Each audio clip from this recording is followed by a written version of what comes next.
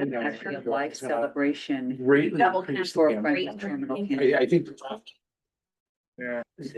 So one of the things I would Is say, something. you know, Those times sort of didn't. so it doesn't help that senior thing, you know. People, all those. Addiction, you know. No, different but addiction you need to situations be- like this. you need to be So that, you know, logged one of the things what if you show. Heartbreak now. It's really like I wish we. some sort of addiction. I think it's the addiction thing is sort of secondary to your, with the location and types, but when you just rezoned all of Midtown south Yeah, for but that's, housing. that's going, the way what I would say about I that love probably, is two pluses. well, I haven't been. If there's a casino in Times Square, that means they're gonna flush in money. So one of the things I would say is, if they're off of Times Square, Yeah. are you planning to have your own entrance out of the subway? So And if so, And then you're gonna allow, you know, just for transportation, bonus, no. Yeah. it's probably, yeah, but you would, what are you gonna do to help the infrastructure you're trying to do? Yeah, What's your concession to Times Square Station? I know. What are you gonna do? Like, you're gonna help renovate it, you know, there's some storefronts down there, there's some stuff that's, you know, they've been having problems. Getting so well, we have to start really checking these. There- you know, the fuel. TV4 just blocked the win, But, Yeah. which means that they have more of a chance. What were they I planning think on doing? that will be. Over the Organization. casino over the train yard. There really are, yeah, in Hudson Yards. I didn't see why they blocked it. I think that's. Well, the I have not. leader had promised housing. The original plan was for later to build housing in this proposed area Yours is. and office space. Trail. And then they basically sat on the proposal for very long, they came back. Yeah, said, I know. "Oh, by the way, less housing, less office space, really, we wanna do is build a casino, and these guys are like, ah, you agreed to housing. So, yes, and so then they finally, they came back and they're like, well, there's just too much public opposition with dropping the casino bit, now it's gonna be housing, which is win-win. I would say it's a little bit different where they're building that casino. You're not gonna put housing in Times Square. You'd be surprised, 5 Times Square, just last meeting, it's going to be converted into all residential. You're not gonna put a lot of units in the time. It's a lot of units. Really, it's not. Like, what's the lot, like, what are we talking about? So basically, the whole building is going to be, well, as it stands right now, it's using one bedroom only. Yeah, yeah, All yeah. 5 Times Square. Yeah. That's just one part, right? And then there's. How are they doing the problem with housing, right? Yeah. And then, by the way, the building, the casino's going forward, whatever. The problem is you need Yeah. windows in each unit, right? Yeah. So what happens is when you do a conversion. Hi, folks. Is this meeting going to start?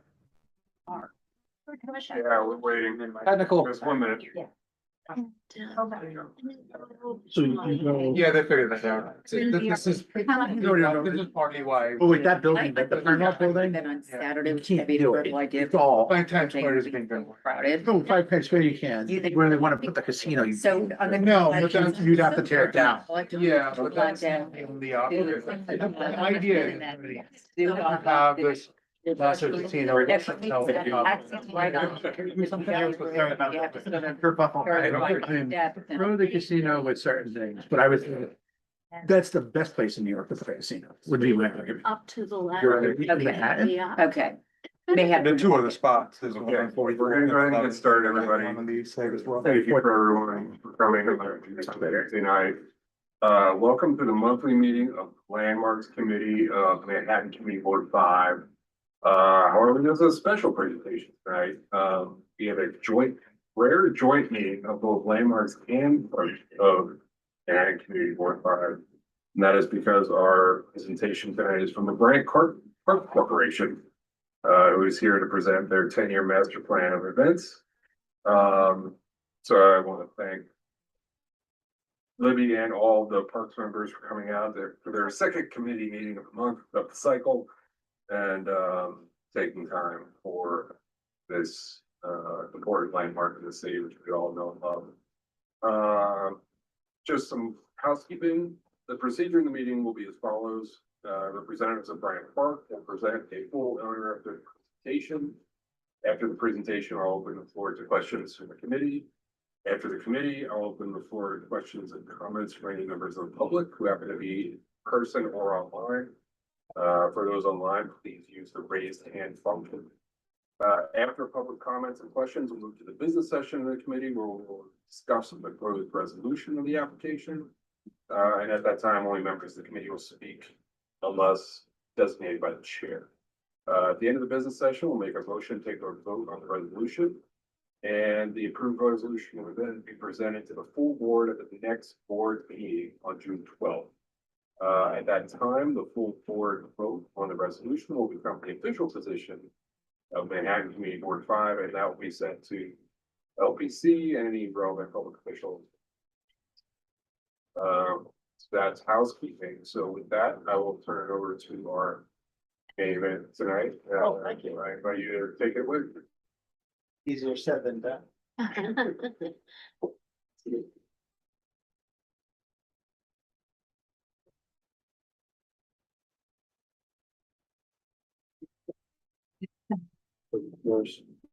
Share the screen, I guess.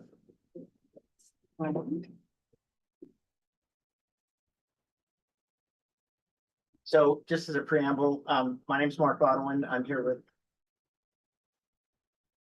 There she is, with Irene. Whalen, and we're both from Bryant Park Corporation. Irene's role primarily is in the events driven side of the Bryant Park Corp, and I'm the one who's kind of leads the charge with Irene on the design and construction of the Winter Village and the summer event season, which is the core of what we're here to talk about tonight. So this presentation tonight is a renewal a 10-year permit that previously granted to Bryant Park, and it's focused primarily on the events season, which is all 4 seasons, I should say. So this is the same presentation in draft form that we've been sharing with the Landmarks staff. This meeting tonight is the first opportunity for members of the public to see the presentation. The Landmark staff is also looking at this, and subject to your review and consideration of this, will continue, as you mentioned, to the full board here, and then the Landmarks, a full Landmark staff, similar presentation. I think it's on June 20th, with the goal being to renew this 10-year permit. So, words.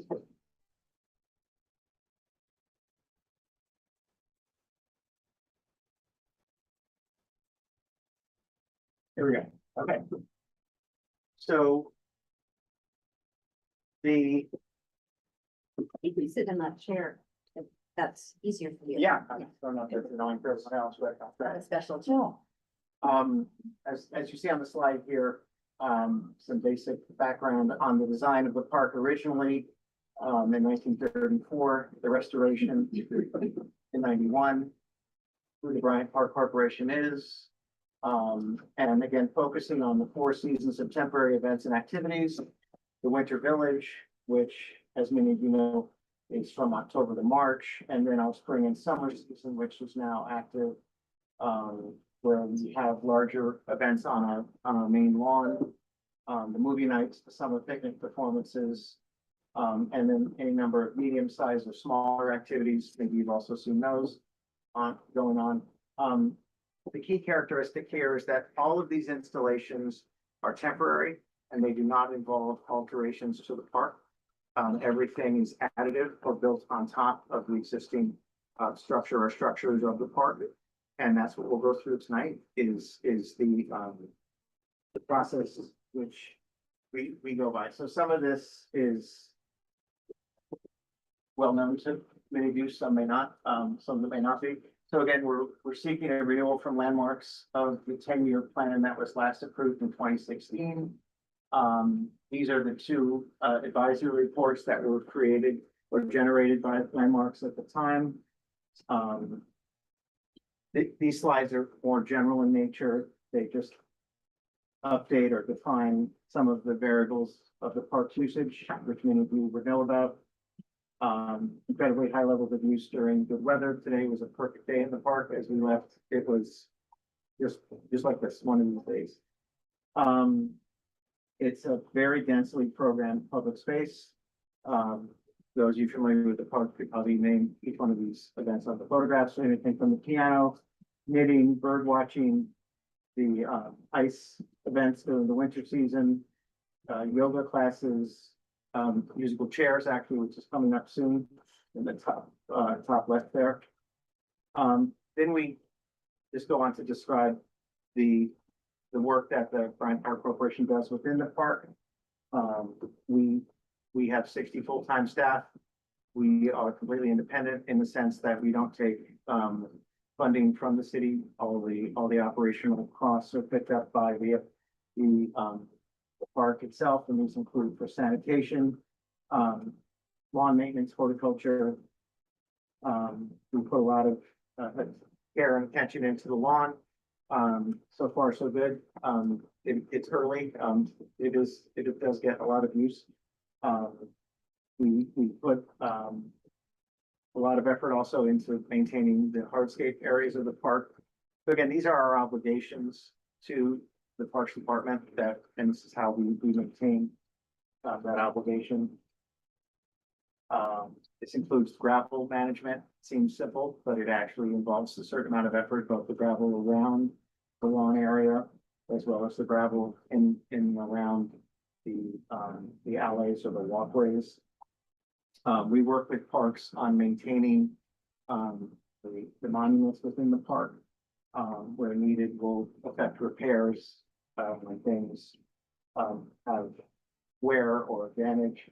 often we'll work with them to clean and, keep in good order all of the elements in the park. Horticulture is, of course, one of the, oops. There we go, at the back. Yeah, horticulture. It's where we put a lot of effort into. We're off to a good season, so far, and this includes both the part of Bryant Park, from Sixth Avenue to the back of the library, as well as the frontage along Fifth Avenue. We put a lot of effort into taking care of the tree canopy. These are photographs of, in March, we did a complete inventory and maintenance assessment of all of the existing trees in the park. Had a lot of, deadwood, I guess would be the right term, to take out of those trees, and we know that this is key to our operation of the park because of the high level of usage. So now we get to what is kind of the template. What is the template? This is the winter season template. Specifically, this diagram shows the configuration that's typical to the Winter Village, with the ice rink and the pavilions in blue in the center. The green shows the kiosks that are there from late October until early January. And this has now been updated to show that configuration. And hopefully that's familiar to everybody. One of the things that we did from a discussion with the parks and the landmark staff is this diagram, which shows the efforts that Irene and other members of the team have been working on in terms of how to address the high levels of usage, specifically bringing in more walking surface in the form of decking. So what this diagram shows are areas where we decked over the ivy beds and in essence created more throughput for pedestrians at 2,700 square feet on the north. Little boxes blocked with the south, but it's 4,000 square feet on the south. And this has been something that we've been experimenting with. This last year, we did, we increased the amount in this upcoming year. We're hoping to also keep that growth going. It's not, we want to do it very judiciously because we want to try to attack where there's choke points or where there's congestion, as it were. But that's what this diagram shows. And then specific to the Winter Village installation in Bryant Park, we just wanted to reiterate how the project, which is quite extensive, gets installed in the fall. As I mentioned before, everything is temporary. Everything is laid on top of the existing structure. The footings are in essence steel plates or ballasts. There's nothing drills down or disrupts the bluestone, the gravel, or the soil in the park. And these photographs might show some of that. This, for instance, being the ballast plates that are used to hold down the pavilions, the decking, which is supported by a platform system. And again, we're very mindful, because don't forget we would have to repair it, of not having damage to the bluestone or any of the other areas of the park. So we'll put blocking, or we'll put down wood decking and plastic Duradeck materials to protect the existing areas of the park while we're loading in. And then in the spring, after we load out, we'll regrade the center portion of the park and the lawn. And then we'll reinstall the new sod, which is now open, has been open for about 2 weeks. So this is an annual cycle for us, and it's part of our commitment to this seasonal nature of the events program, meaning full on in the winter and full on in the summer, and this is basically how you do it. We threw this in there because we wanted to make certain that landmarks and parks Parks knows of this. This is a partnership we do with the Ciabatta Midtown. They go through city parks and they'll set up the installation on the front of the library. This is not something we install, but we help them when they do the installation, and it runs for what is that week to 10-day period in September usually. But then we get to now the template for the summer, which is we're just upon. where, it's a different footprint, of course. And we're primarily focused on the installation of the stage, which actually has started about 3 nights ago and is ongoing on the overnight periods. And that stage in turn is what allows us to have our movie nights, our picnic performances, our Broadway in Bryant Park events. And, can be quite well attended, as you can see. This is a photograph from last year. The stage itself, similarly to Winter Village, it's all installed over the existing park, surfaces or elements. Plywood and other materials are used to protect all of those things, from any kind of, even the gravel area around the lawn. We'll put down, wood and Duradeck material so that the lulls or other equipment that are rolling in are, not disrupting that, because again, nothing else, we would have to restore it afterwards. And then this is a diagram that shows some of the non-occurring or temporary installations, the smaller ones, as I'll call them. So, for example, this on the top is a activation we did last year with Ecolab. And this was on the 6th Avenue and 41st Street by the fountain. On the bottom is the dance party series of events, which I think just ended maybe on Monday or maybe last week. And then the Shakespeare event that often happens on the Fountain Terrace. So, in this, we had this is basically the same presentation updated to a certain extent from 10 years ago. But what we did do is we added, in partnership with City Parks, a link to our accessibility, page on our website. And, which shows this diagram, and is, concurrent with how we address accessibility issues at not only the Winter Village in that part of the event season, but also in the summer event season, when the picnic performances and, for instance, the carousel, again, has high levels of usage, and we're being responsive to what we want to do and also what City Parks wants to make sure that we're doing well. So that's it in terms of the presentation. Great. Thank you very much. Keep it off questions, before we. Yeah, if you could just describe the last slide, and what we were looking at for anyone who's visually impaired. Oh, Be able to read I'll do the disability slide would be great, thank you. So, I'll start from the third from the end, which is, this is a link to, or this is a copy rather, of what's on our website, the Bryant Park website, regarding accessibility, the entrances, the drop-off locations, the restrooms, and so on. This is also on that same site, which shows the various accessible entrances to the park and where one can traverse the park, without barrier. And then lastly, this was us just doubling down on how, when we have these events, we will focus on, training of staff and accommodation for, anyone who might need,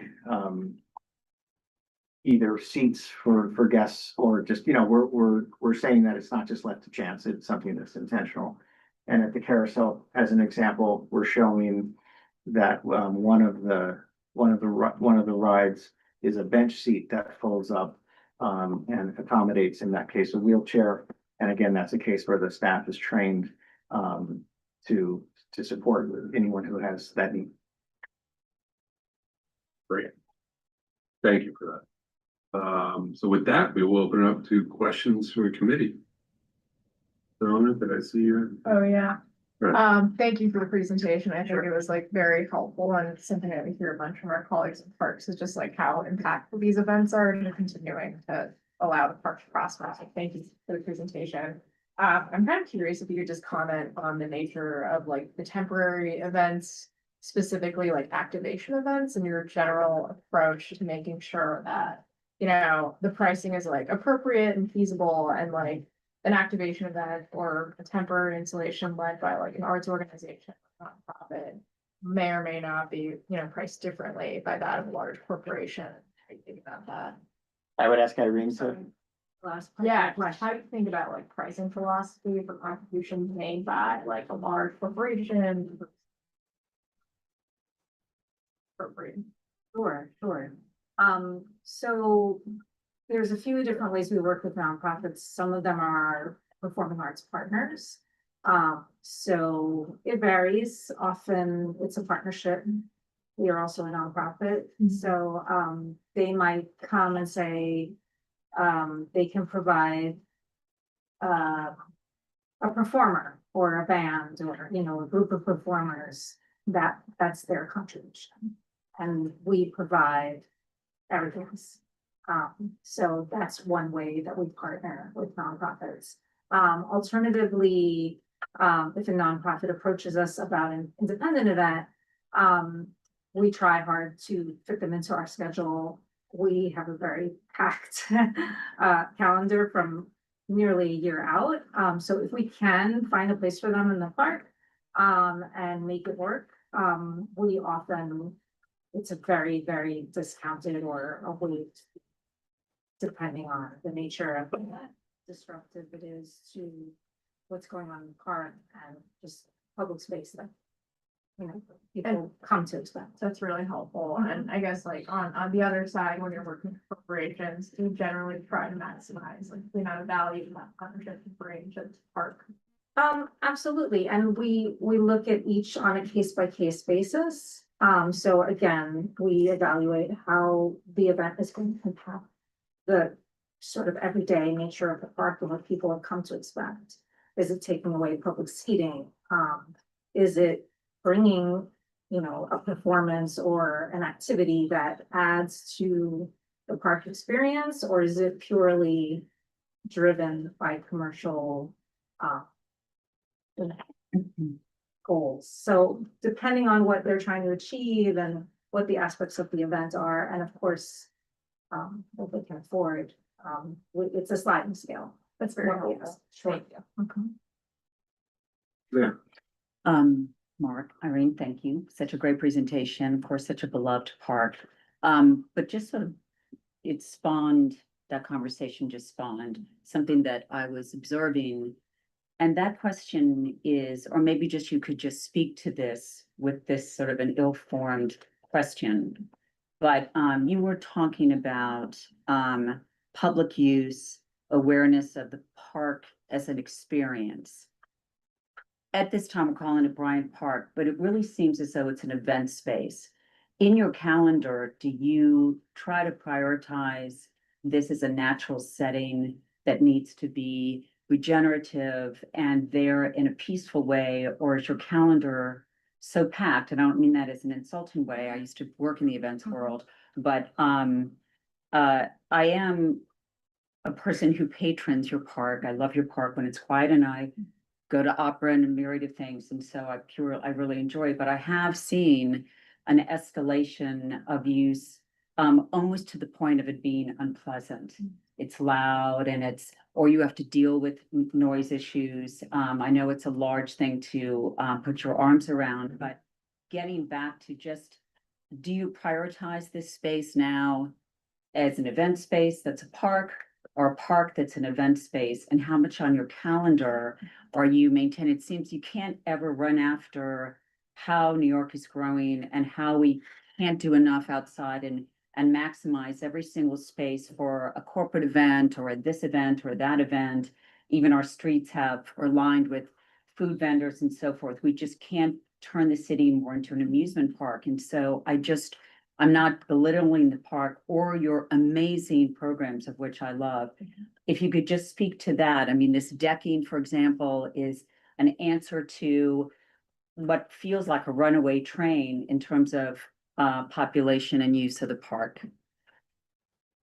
Okay. That's not really a question, but I think you know what I mean. There's a question in there, maybe. I think so, yeah. I mean, we have something going on all the time. There's no question about that. We have 3 activities every day. It's part of the nature of Bryant Park. If you know the history of the park, then you know that it used to be a very dangerous I place. do remember. And part of the mission is not only to keep the park beautiful, and, you know, the piece of nature in the middle of, the concrete jungle, but it's also important to keep that activity out. So our events are designed to displace negative activity. Okay, So that's a very conscious effort. And the way that we do a lot of what we do is through corporate partnerships, because we don't take any funding from the city. Mhm. So unlike other art groups, friends groups, conservancies, we don't do any philanthropy and we don't take any tax dollars. So a lot of our funding comes from our corporate partnerships. okay. Yeah. That said, I mean, we make a very conscious effort to keep the lawn open and free of events as often as we possibly can. And of course, the lawn is not the only space. But we really do, we struggle internally. Our internal bet. teams are constantly saying, you know, this is too much, this is too little. Something bad's starting to happen over there, so can we put something there to displace it? We're constantly paying attention to what's going on. But I will take your feedback. It's not even feedback, it was just sort of an opportunity to speak to both of you who do Yeah. this day in, do out, you know, it's always been a curiosity and we love the park and care about it so much, so Yeah. great job. I just wanted to just sort of bring that out there. Thank you for visiting, so. You bet. Oh, thank you. So, as part of the permit, is it the little setups you have like on the side, like the little like child like produce station and the juggling station, the game, that's all part of this as well, right? The permit, it's not just the winter village. The, in looking back over the previous approvals, those smaller activations, the smallest activation would be, let's say, the juggler or a games setup. That's not part of what we go to landmarks for. I think the scale that it starts at is anything above that. So, for instance, it's not about the, you know, I would say anything that has a seat to it or has an intentional activation, i.e., hey, we're going into this Fountain Plaza area for a day and we're going to talk about water quality, I think was the Eco Lab example. But the art carts, the knitting, all that type of scale is below, I think, the radar that is here, and I don't know. The difference is, Yeah. sorry to interrupt. No, but sure. The difference is, you know, when we have a knitting group, the knitting group appears when it's time to knit. There isn't a structure or much Oh, support. I was Same talking with more jugglers. like, there was like I'll be particular just because I go to it with my child. There's like a setup. Yeah. In the southwest of the park where it's like a, Over by the carousel, Games maybe? By the carousel. yeah, there's games, but there's also like a setup where there's like building blocks for kids. It's like a little, right. it's an area specifically for preschool and under kids, Yes. right? Like Right. where, and it's set, like, it's not there during the winter, it's there, but it's not just I use the jugglers, but the jugglers can kind of move and No, stuff no. like that. We know what you mean. That's our games plaza, Yeah. and we've actually, it's great to hear that you're enjoying that because we put a lot of work into that to try to refine that and to try to make that more desirable and impactful for parents and families. And so that moves around and that is now its current home and Yeah. we're trying to, because of its proximity to the carousel, we're trying to refine that so that it becomes really, you know, a solid, robust program. And but it's not, it doesn't involve a mobilization the way many of the other things that we showed you. Oh, so here. that wouldn't be kind of her, I just was curious. We're interested in. I know temporary- parks, I'm so sorry. No, I know, but Yeah. that, we're explaining what this Yeah. sort of, the goal of this process is Landmarks wants to understand, these sort of temporary installations that happen in the park, which then facilitate some of the larger events that happen. Yeah, so the games is really, it can leave and I can pick it up and walk away with it, so it's not something Landmarks cares about. Yeah, Is I that- think that's the accurate Yeah. description, yeah. I also think you're not transforming the physical environment. I think you could look at it as that simple, really. It's like furniture, essentially, yeah. So I'm unclear as to what the scope of this special permit is. Does this like give you carte blanche to do whatever you want to for the 10-year period? Mark would know. No, what it does, the way it works is that, we apply for this 10-year permit. Okay. And then every year at both the spring, summer interval and then the winter interval, we will resubmit an abbreviated version of this plan. And the capital department at City Hall and the staff level at Landmarks. And we'll assert that, hey, this is 2025-26. That thing we showed you in the 10-year master plan.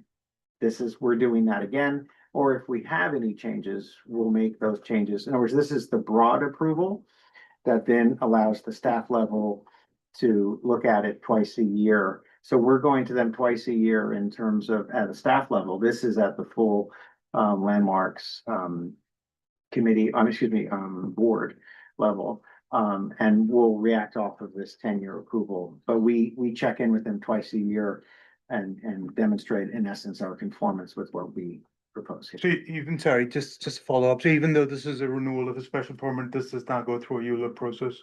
No. doesn't. Okay, it does not. It's just completely independent from that? Yeah. Okay. I mean, could I? Yeah. Go ahead. Yeah, and so, just to, I think one of the concerns that we've discussed in the Parks Committee, is one of having too many activations. I think that was brought up over here as well. Is there a plan to limit the total or have a ceiling on the total number of activations, within the park? I understand it's a source of revenue for you guys, but I don't know if it's a revenue-based model, and Irene can speak to that better than I could. I mean, it's. I don't know that we have any more than we've had in the past, but,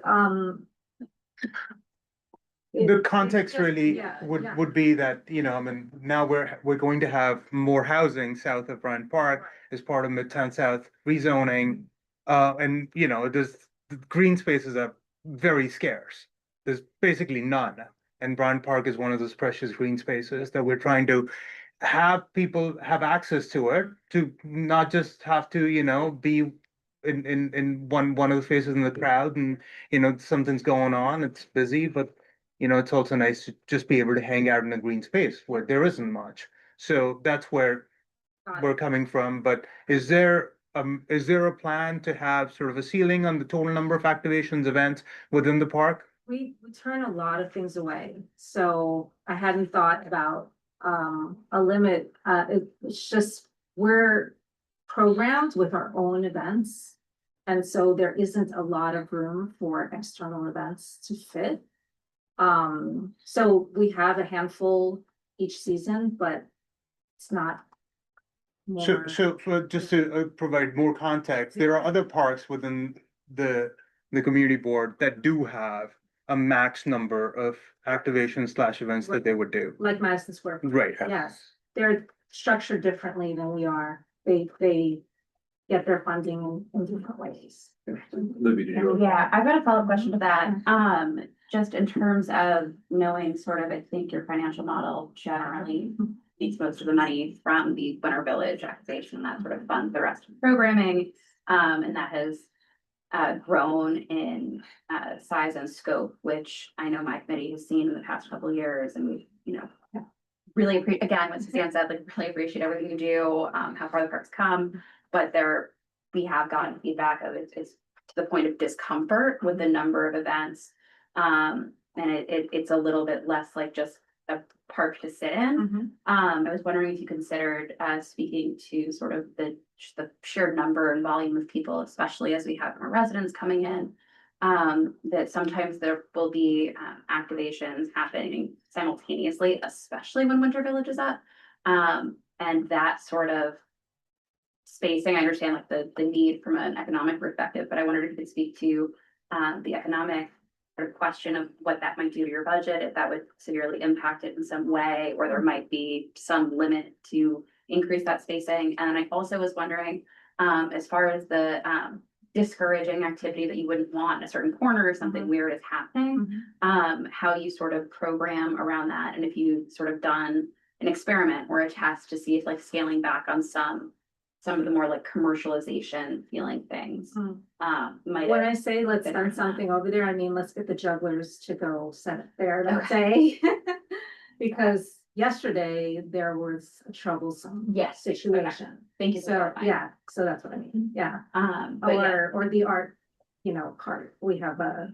something mobile. Free, yeah, something free that we do, it's part of our regular program. Yeah, It's easy for us to sort of, send them off and. yeah, something Yeah. mobile to sort of be deployed, but Yeah. to the multiple activations happening simultaneously when there is one sort of this giant overarching event that changes the structure of the park, which I think you've done a good job of protecting that lawn. Mhm. I know the robot lawn Yeah, the area. is very popular on the internet. But just speaking to sort of the sheer volume of people and the ability to enjoy the space, I think is a question that my committee has Yeah. certainly been concerned with. So, are you talking about, could you be more It's specific? like Talking about the especially, market? it's like especially during the winter village, Mhm. when there are multiple activations happening simultaneously, Mhm. that the sheer volume of people and sort of the commercialization, like, yes, we, yeah, but it's also a lot of people and there, I've got other questions about sort of the scale of Winter Village and like the building itself, which I think landmarks maybe can ask more questions about, and then also some safety questions, but I want to speak to the activations while we're on that topic, Yeah. since my committee sees so many of them. Yeah. I'm that- trying to think of a time when the recently. SpongeBob activation happening at the same time as the winter, Yeah, or the snow globe happening at the same time.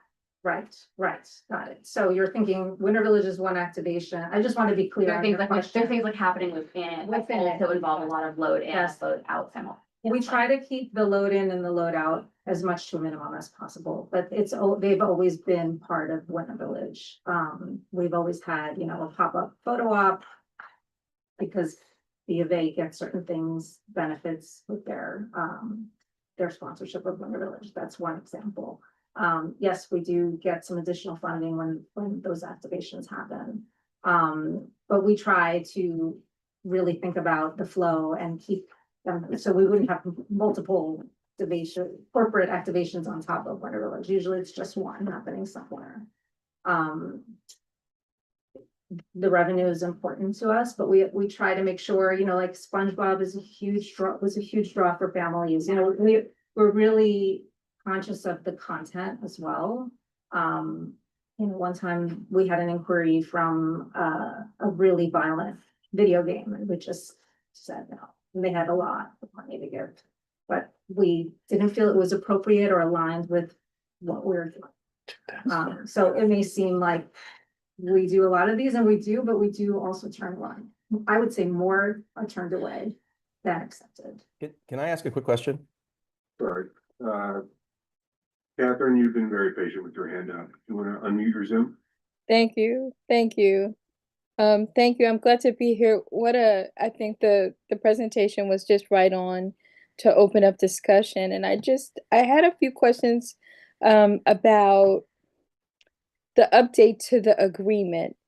Will your agreement with parks remain the same? One of the challenges with what you're hearing is that at the root of it is that your agreement with parks is such that we don't get an application or in the opportunity for input on activations and events until almost up to the event if it's not already happening.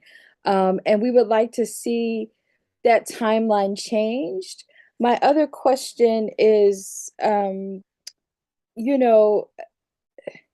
you talk about partnerships and alliances, and no one wants to see anything like what the park used to be. And we really do appreciate the hard work of what it is, but it is public space. So when you talk about the selection process for applicants, is there any, for participation, is there any opportunity for public applicant, do you post on your website that we're opening up an RFP process?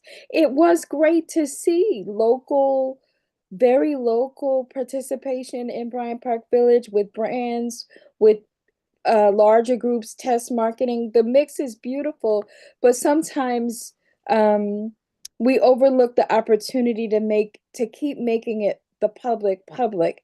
This is probably one of the most futuristic landmark spaces because it really does vision what was, I guess, underneath the lawn. Is there still a reservoir? And I hope that as a landmark, you still talk about the historical pieces that are relevant.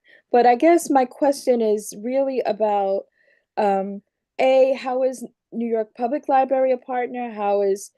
What is there anything changing to the parks relationship to your partnership and how you do events and activations? So our parks contract was recently, maybe 5 years ago. Correct. 2018? That sounds right. Off the top of Right, my that's what I head. saw. Okay, thank you. It was renewed. There were some changes made. Parks rules for applying, we follow the Parks Department rules, which are that we need to apply for a permit for an event 30 days in advance.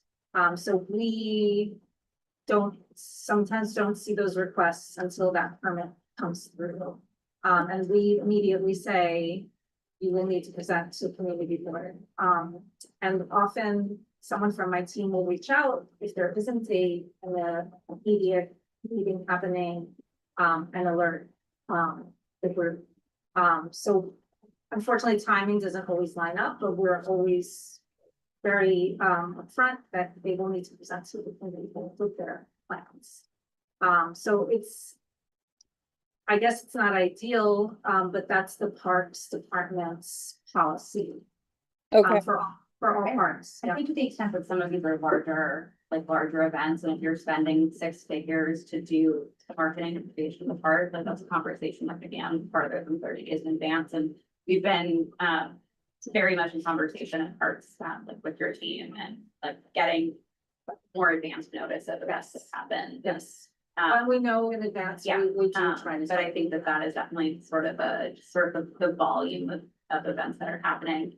And then also I think the questions about, I think to Catherine's point, the nonprofit, the availability of having an event separately that's not part of the Bryant Park programming, but as a nonprofit organization that did want to host something. I think that Catherine's also speaking to the accessibility of that, and then a lot of people might be priced out of that. I certainly know They don't get the same pricing as a corporate event. Yeah. Absolutely. But yeah, I certainly know someone who's inspired and still sort of. Yeah, I think what we're looking, what I'm suggesting here is just a more transparent selection process, not for your whole programming, but there should be spaces to be more intentional about offering the very localized opportunities, which we do see at Bryant Park Village. I'm not saying that you're not doing the work, but I want to give you credit for doing what you're doing. And I think you could do more of it and it wouldn't necessarily burden you. But I do hope that we would have earlier advance notice and that we would be thinking thoughtfully about crowds and what kinds of crowds and vibes the park creates so that it is enjoyable for all. What I find, in my experiences, there's a lot of people, but everybody's civil and wants to be there. And I don't know how you teach that, but it seems to be that that's the case. And we want to see that in a place that is historic landmark and just operating in a way that really fully supports the full range of what the city represents. So I do want to say that while we want earlier input, we want to see some more transparency around local events, allowing them into such a space. Those are the things we would be looking at, that I was trying to raise as issues. Thank you, Catherine. I appreciate that. David, did you have a question? earlier? Yeah, I had a couple questions. Thanks for coming here. Disappointing Dan's not here. I think that there's some questions that I'd like to ask him as well. But I noticed that a number of folks who work for Bryant Park Corporation or also work for the Biederman Development Ventures. How many of the partnerships that you do with the park are in other locations? I saw on your LinkedIn that you guys work in San Francisco, Brooklyn, Newark, Boston, Atlanta, and Dallas. And so, if a big corporation comes in, are they doing kind of a partnership across all of those parks, and that's going through your consulting business? No, not that, no, I've never seen anything done, sort of packaged up. Got you. And so from a compensation standpoint, so folks who are partnering with the park are also paying a consulting fee to Development Ventures? No, There's no consulting fees there? There's no conflicts there? I'm not sure what you're asking. For example, we don't even package up 34th Street Partnership and Bryant Park. They're separate Right. No, I nonprofits. understand that. Yeah, I understand that, but I'm curious as to, because there's a for-profit consulting business that is attached to a number of folks who work for both of these organizations. So I'm just curious, like, how do you guys manage conflicts in that sense? I think it's, it's every individual's responsibility to keep things separate. So, I mean, I can't speak for others, yeah. your LinkedIn says that you're a member, that you work for both. So what percentage of your time is with the for-profit entity versus the nonprofit? It varies, but I would say never more than 10% of my time is with the for-profit. Got you. Okay. And what percentage of employees at Bryant Park Corp do you think are also working for the for-profit entity?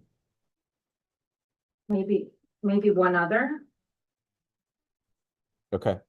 Yeah, I mean, I'm a little bit concerned about the conflicts here, and I'm concerned about the flow of money. I mean, I understand there's 25 million or so of top line revenue here, and there's a lot of money kind of moving in different places on a public entity. I understand that you guys pay for the maintenance of this park and maintain it and hold a bunch of free events, but there's no money that has been paid to the city or the public for the use of this park, which is concerning to me.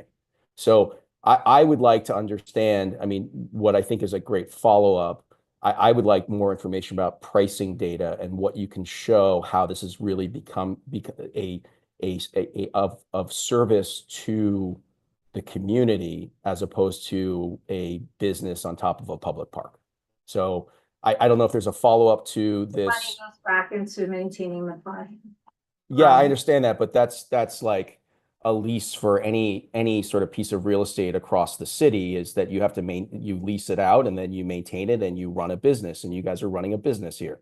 So I want to understand really how the pricing works. I mean, if this is something where there is a tremendous opportunity for the public to use this for free, and there is I get very concerned about the corporatization of this park and how the money flows here, because it's very disappointing. And I understand in 1980 that it was a very difficult situation and a difficult park, but that has changed.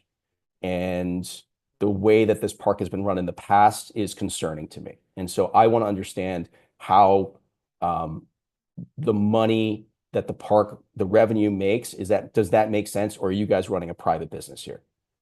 So I want to understand pricing and what benefit the community has here. Yeah. Go ahead.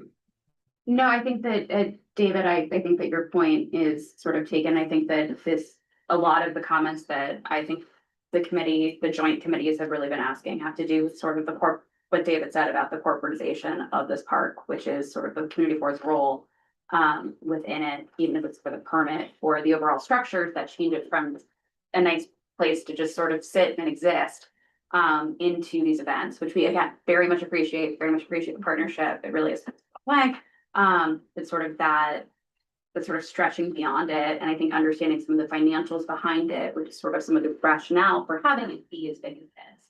But understanding that financial relationship and what is sort of need and what's maybe expanding a little bit beyond what it could be otherwise. And I think the question, David, correct me if I'm wrong, is a little bit of, does it need to be as big as it is? And what is sort of the extent to which it's grown in scope?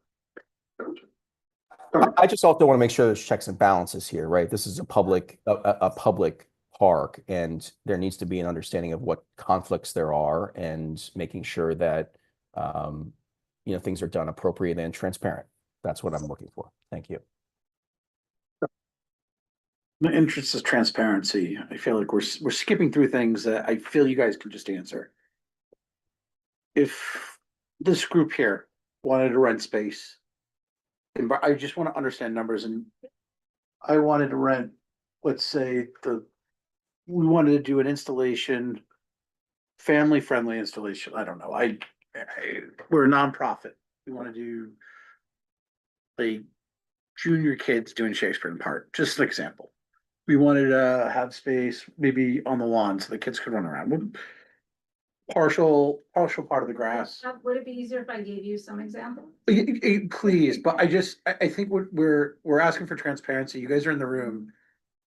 And correct me wrong, there's no mysteries here of how much I can call up and get a quote today. And can you go through what it's a nonprofit, what's a profit? Why don't I give you an example? We have the US Army coming to celebrate the 250th anniversary. They'll be using the upper terrace. They're gonna have some musical performances. They're gonna have some of their partners pop up in tents to educate people about what they do. They won't be selling anything. They'll just be celebrating the 250th anniversary of the Army, and educating the public who may be in the area, about it. It's on Saturday. Their fee is $0.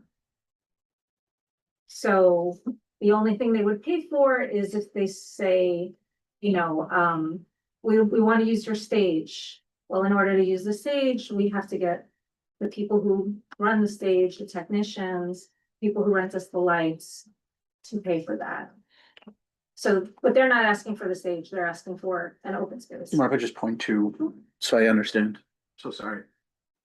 Can we go over a couple? I just want to make sure we understand all the numbers, because I just feel like we're talking about it like it's a black book and it's making it. So like this area right here, so right? And That's then- scary. Okay, so would say it wasn't the US Army. Uh-huh. Would say it was a local, I wanna focus on the local, because I do think there's some concern and consideration on that way, like a local group, local nonprofit. If they wanted the same thing, would it be $0? Likely, or very close to it, yeah. When, But if it was Macy's or Facebook, it would be significantly more. And the way that we filter out all of those requests that come in is by saying it's going to be very expensive to be here. And so that eliminates a lot of the corporate brands that are coming into the bar. can you, what are we talking about expensively? 7 figures, 6 figures, what, It could, depending? yeah, Facebook was in the park several years ago. They paid, Facebook wants to do field day. They say, hey, can we do field day Thursday, June 20th, on random day of the day? We want to do field day. We're gonna take our, no, we don't do private events. okay. And once again, I think, but no, I get you're laughing, but we're talking about transparency, and I'm not. we're not talking about just level facts. Types of requests. There isn't a blanket. We Of don't course. we don't close the park to private events. What is, If you want to do a private event, you have to go inside the grill or inside the cafe area or inside the library where there are private spaces. so during, we would say the time the most of the park is taken over the installation, correct me if I'm wrong, is Winter Village, right? Like, obviously, and it's winter, so there's less need for seating, but with the stores, the park, the added bar, the skate renting, and then you have the restaurants doing what is, from your estimation, what percentage of the park is being used for the Winter Village? And then what percentage of park is there to be a park? Like to sit down or, once again, there's less use of Twitter. Cause I just wanna talk real fast. I don't wanna talk, and it's a good, but let's just talk numbers. I wanna make sure we have that transparency, and then I do have one more transparency question after this.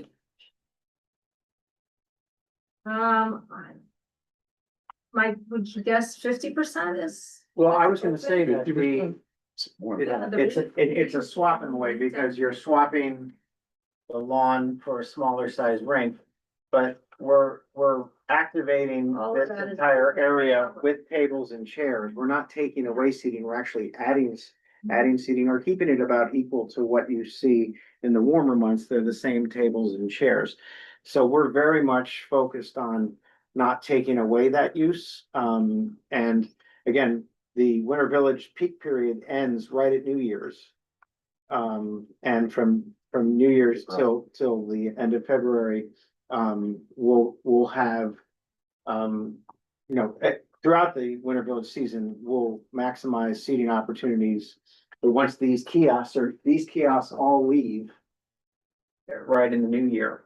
And then the park reverts back to basically the same footprint it has in the summer with the fixed benches. And then, of course, the portable tables and chairs, subject to weather. If there's snow, there's less. So I don't have that percentage in my head, but we could discern it. Okay, that's a good question, and it's a fair question, but I think 50-50 is a good ballpark. And Tom, hold on one second. John, did you have a question? Yeah, I have a couple of questions. Since this is a landmarks and parks committee, I have a parks and a question. So, first, do you, keep metrics? Well, I would like to know what kind of metrics you keep on the park. I'm gonna give you examples. Do you, if I asked you how many events, in a year, could you tell us that? How many people, what's the traffic, per day, per year? What, amount of hours per day? Are you holding activities in the park? Getting to some of my colleagues, what percentage of the footprint, what the footprint occupies what percentage of the park on average? So you could literally do it each day and produce that. And then, revenue, being a member of the Parks Committee, we've asked you guys many times about revenue, and I realize you have to be very general. I suspect some of this would be in your annual financials. Yes. And we could also, get to some of the other questions like salaries as a ratio of financials and revenue and what have you. So I got that. But, could you speak, to, these metrics? First, do you track into them? If not, would you have the capacity to do so?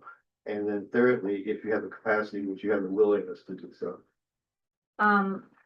Yes, we have used a software called Placer.ai. I think anyone can sign up for it. And it's not completely accurate, but it tracks anonymized phone data. So if you asked me how many people were in the park yesterday during this time, I could plug that into the software and it would spit out the answer. So because it changes and the crowds ebb and flow, it's different every day. We estimate during the winter, during the peak season, that we might see, I think we say 25 to 30,000 people per day. So that's from 8 AM until 10 or 11 PM. Okay. Mhm. But would it be helpful if you could produce metrics, and maybe in some of your future presentations, show us graphs, right? You can show us a timeline for a year and say, during the fall, it was like this. Summer it goes like this, and the fall it goes like Yeah. this. No problem. And you could do that for people, events, footprint. We could draw some conclusions, maybe even if you could do some correlations between revenue and those. And congestion, I think that would be, Congestion, and that yeah. would be really, really helpful for Yeah, us. yeah, and also, security issues, which leads me to my next question, which is part landmarks and part parks. as you're fully aware, you had the fire Yes. in the park. In fact, I think there are two parks in your jurisdiction over Yeah. in which there were fire issues. So It was, just to be clear, it was in a city plaza, but yeah, yes, okay, yeah, But it was a Right. partner. yes, yeah. yeah, but he said parks, I just wanted to be clear. That was a Okay, Next so month is I'm not- sorry, I meant yours. It's Okay, okay. gotcha. Yeah. Agreed. Yeah. So, from a landmark standpoint, first of all. Have you made any, what changes have you made, if any, to enhance, fire protection? And what has that meant for your temporary structures? What does landmarks, LPC, what input have they provided you? Have there been any structural changes to the park? As permanent changes to the park because of this? And what have you done any risk analysis as to what impact all this could have on permanent structures? If unfortunate event, another fire came about. Or And just then- overuse, Pardon? or overuse. Oh, yes, fine. And then related to that, can you also speak from a parks perspective? How all this has impacted, if any, how you've structured your activities at the park?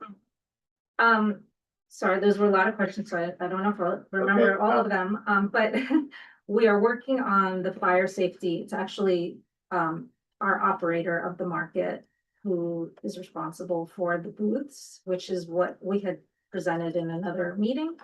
They'll be back to show you all the research that they've been doing and what their plan is to create structures that will have a 2-hour fire rating. I don't have all the details of all of that, but I have seen some of their presentations and they have been working diligently on a plan for that. And they're coming, do you remember what? The goal is that they would come to the June 30th Parks Committee meeting if you guys were amenable and make a full presentation on all of the questions, basically you're Yeah. asking. Yes. The pavilions and the rink deck area are filed as a TPA. We have a fire inspection with the fire department. We have a safety plan already in place. We've had it for many years. We have trained staff. So that concentrated area on the rink has been managed differently than the shops, and the shops need to step up to that level. Yeah. Okay, and just sort of, just personally here, clear, are there any structural changes to the park? That are related to fire prevention? A simple example would be, creating new fire hydrants and in the park or something like that. I'm not suggesting we do Right. that, I'm just using that as an example. So this is more of a landmark structure. Yeah, Any impact on the permanent structures? he's the permanent guy. I'm In a the park. temporary. Not that we've seen so far. As Irene mentioned, the operator Urban Space is focusing diligently on the subset, because remember, this diagram person shows all of the kiosks. There's only a handful of kiosks similar to where the fire event happened last year. And so they're focusing on the different types of kiosks, the different types of risk. And when they're back on June 30th, we expect that they'll have a full presentation on that. But to answer your question, there are not macro changes to the event plan or to the park itself based on that one event that we've seen so far. Is the decking that you decided to add in order to accommodate more people walking around at these events? Is that flammable? Or can, It's, The decking that we're adding is a safety measure because the park has a lot of level changes. what's a park?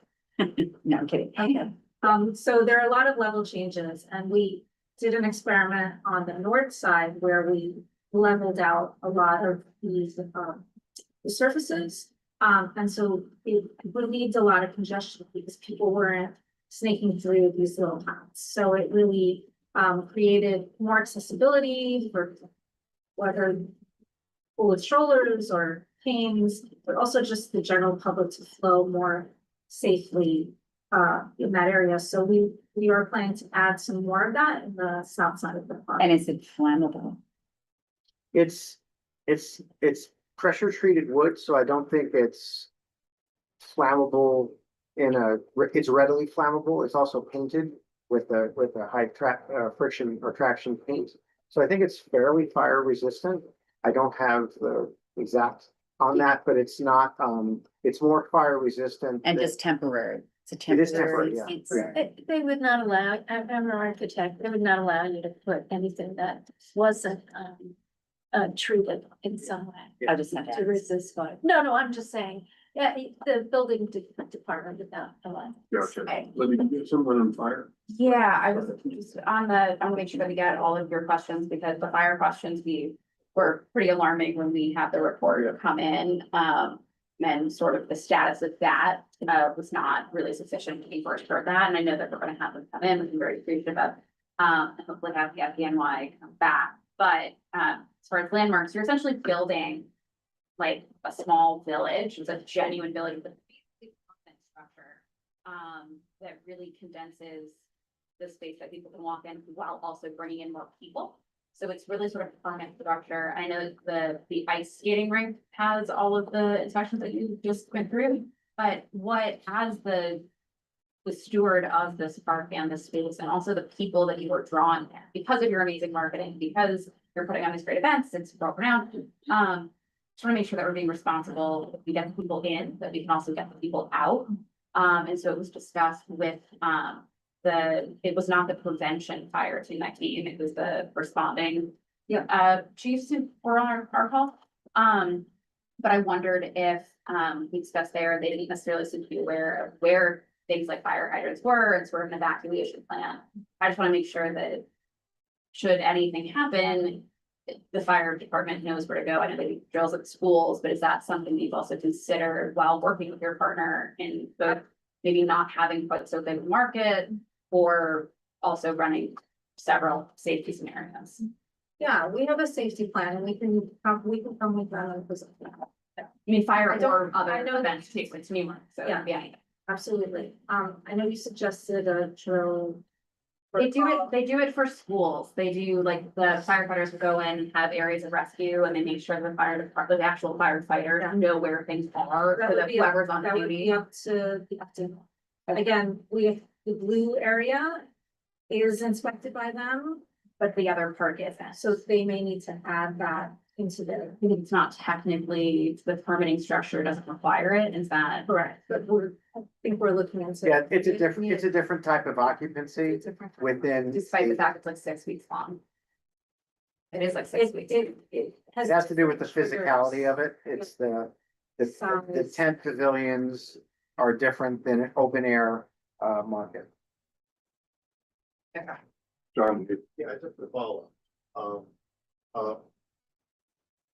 Going back to the metrics, so when you, convince or come back in another time and indicate what we're going to permit, provide us, or a report periodically on the metrics of the nature, I discuss it.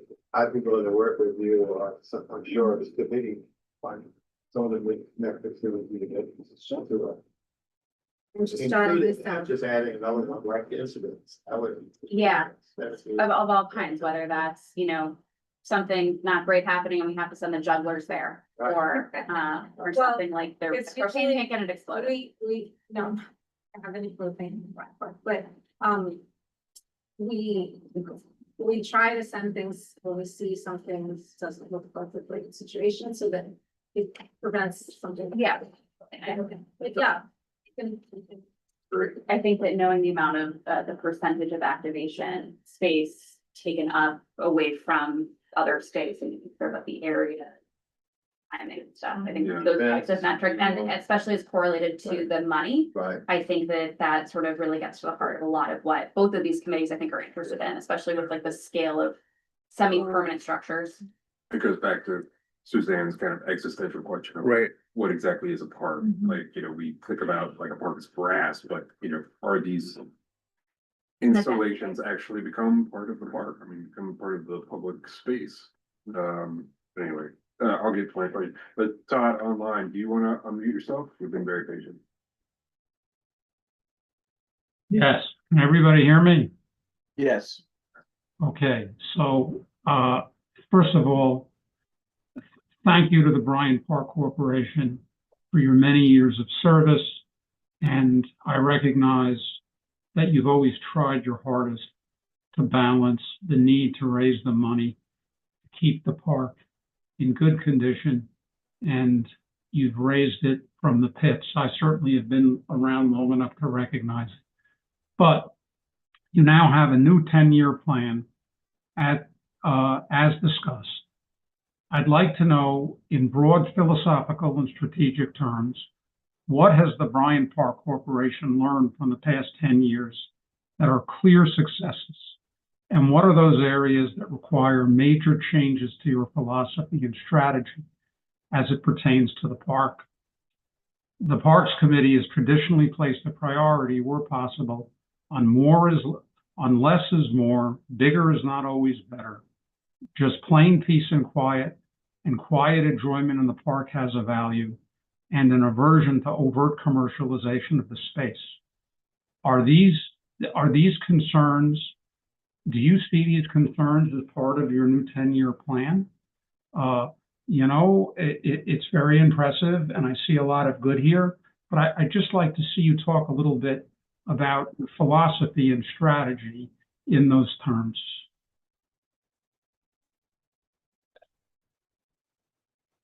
I'm not prepared to do that on behalf of the Bryant Park Corporation. I oversee the events department.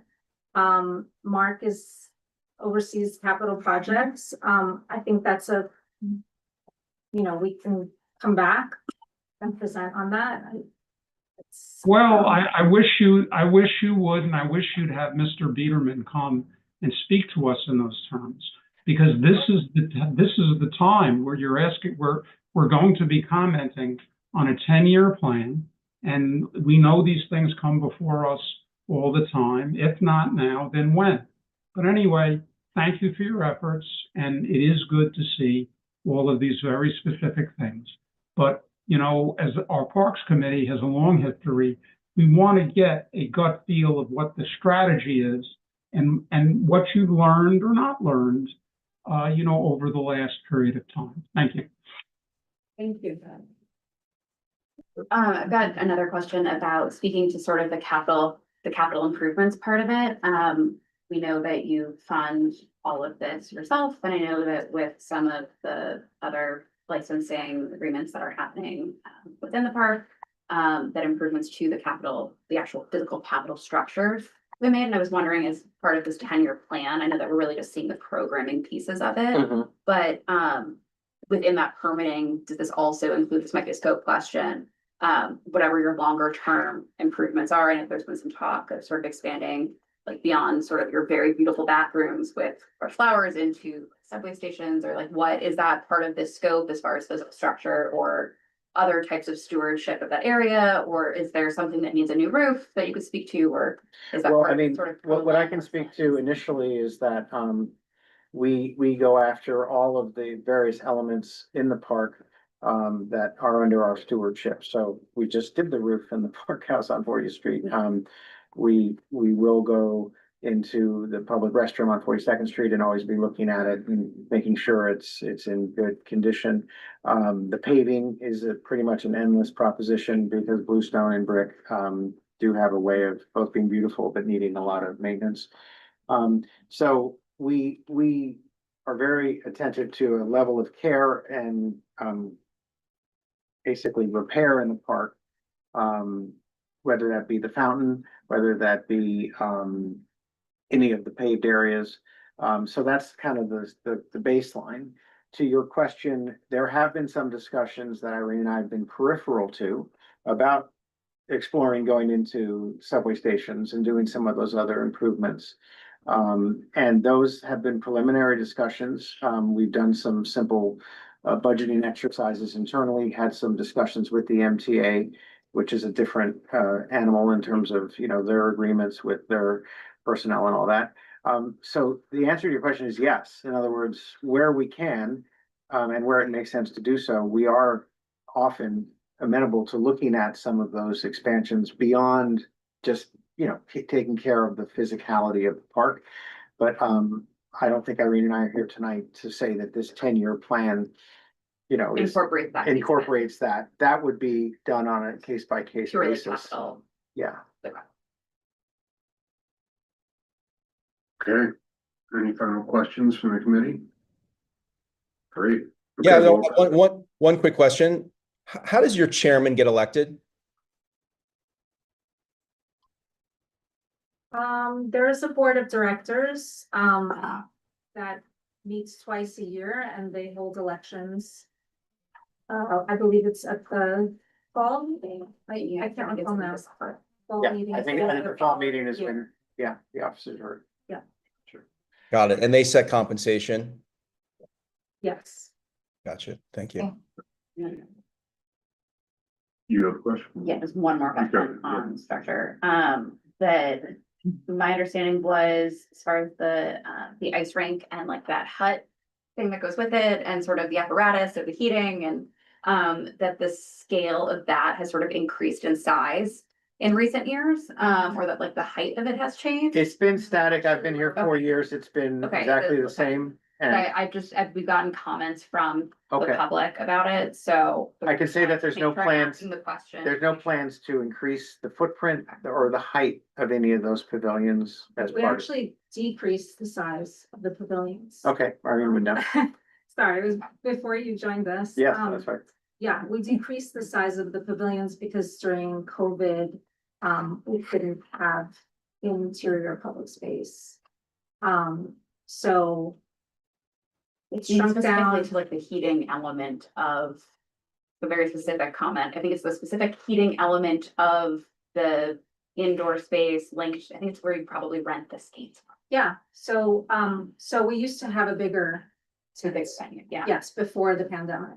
Yeah. When the pandemic hit, we were planning for the new season and we worked really closely with the city and DOB to eliminate public space that was enclosed for obvious reasons. So it's now just where the skates are stored. And there are some break rooms and offices and where the ice reserve still lives, but the public space is all open now. Yeah, I think it's not so much like the sprawl as much as the vertical, with the vertical lift of whatever apparatus was brought in was taller. Just speaking to the specific comment that I received. I don't know, but I know it's a smaller structure, so we wouldn't need Yeah. a bigger. And again, that height for the last, I can speak for the last 4 years has Okay, been has been the same. exactly the same. Okay, just making sure that it's within. Mhm. I think that's more of like a landmarks question of what is Sure. appropriate within Sure. the height range of things, Yes. was my understanding within the scope of this comment that. Yeah. But for your knowledge, all the structures decreased and never increased. Yeah. After. Just one last one then maybe, specifically from landmarks, and it's interesting to me that this kind of flows through the landmarks committee and then further on to LPC. When you present this to LPC eventually, what do you kind of anticipate will be their main point of emphasis or pushback? It's in reading their reports, I think what they're looking at is a confirmation that these events in the aggregate don't impact the permanent structures. They want to see that these deployments are all non-harmful, non-intrusive, and are such that they're not leaving a mark, so to speak, on the park. That's the gist we've gotten in reading the reports. What they focus on is this does not change the design of the park. This is not changing any of the historic elements within the park. That's the purview that seems to be the top line for them.